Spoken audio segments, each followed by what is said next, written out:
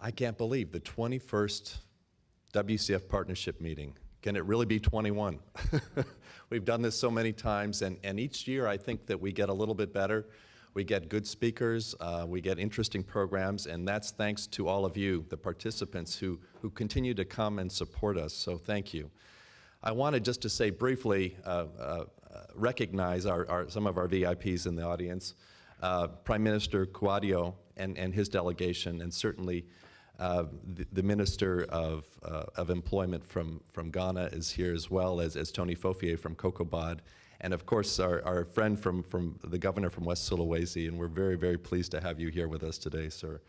Other VIPs in the audiences, ladies and gentlemen, the theme of our conference today is Better Cocoa, Driving Transformation, Measuring Success. And I think over the next 2 days you'll hear from some very interesting speakers who will speak to that topic. So turning on to the next slide, I wanted also, before we get started, to again recognize some of our member companies.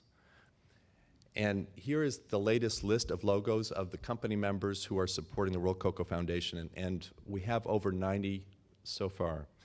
So none of this could be possible without their support, and I'd like just to give a round of applause again to our member companies.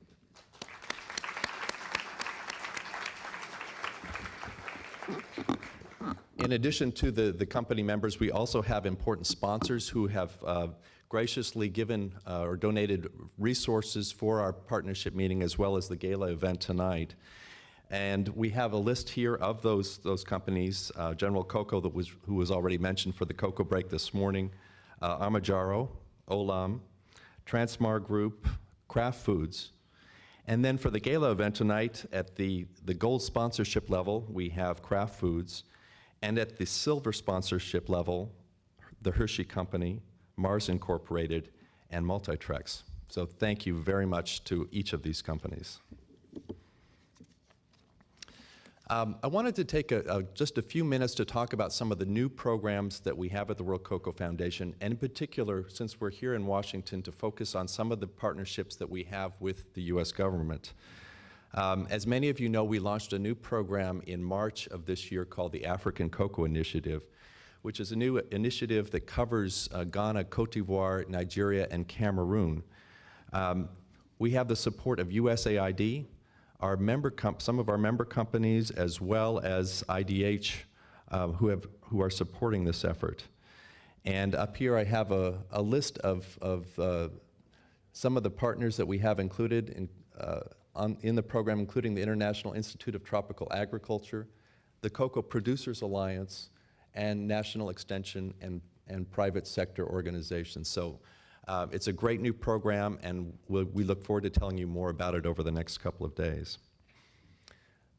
Following that, I'd also like to mention a new partnership that we have with the U.S. Department of Agriculture.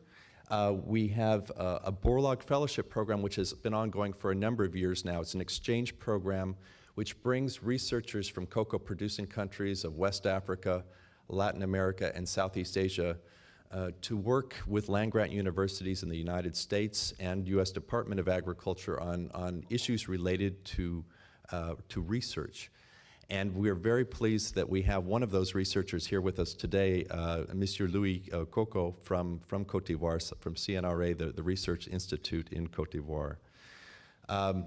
We just recently learned that we have another 5-year extension on this program, which will allow many more young, talented researchers to come and benefit from that program. In addition to the Borlaug Fellowship Program, we also have a new Cochrane program which focuses more on management issues, and you'll hear more about this program as well. It's an exchange program, again, that's geared towards bringing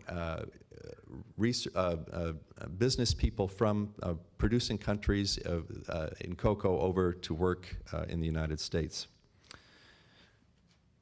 And lastly, I wanted to mention another initiative which has not yet formally been launched, but will take place in Indonesia, and it's called the Amarta 2 project.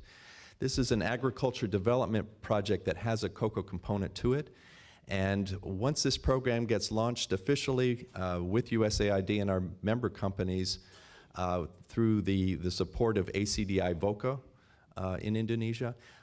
It will benefit many, many small-scale cocoa farmers in Sulawesi and Sumatra. So we're very excited about this program as well.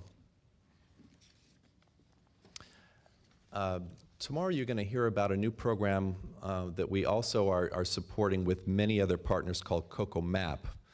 MAP stands for Measurement and Progress, and it's a new initiative that we're looking at how we can track indicators on social, economic, and environmental across countries, across regions, to get a better sense of how we're doing in the cocoa sector, measuring impact. And Dennis McCrae, who many of you know has worked in cocoa for many years, will be making that presentation tomorrow, so we look forward to hearing from him. Each year, the World Cocoa Foundation likes to recognize a leader in the cocoa sector.